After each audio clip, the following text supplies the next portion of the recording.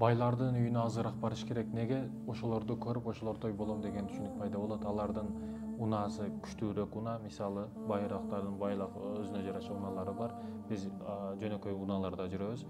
Аларга көрүп, ошондокуна жетемин деген түшүнүк пайда болот.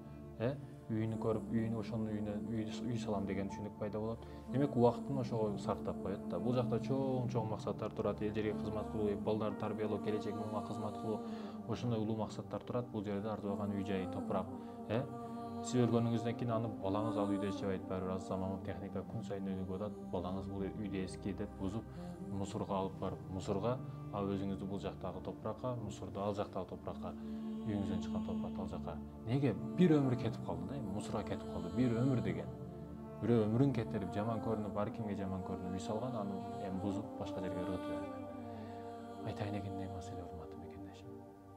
Бүгүн убактыбыз чектелүү, жашообуз, өмүрүбүз кыска. Бул жерде түбөлүк кала тургандай үйлөрдү, машиналарды кажети жок, кереги жок. Дүйнө меники дегениң сайын нерседен кача берет. Ага токтоолук менен, аярлоо менен мамиле кылганды билбесеңиз, асыл ушундай катуу чабат.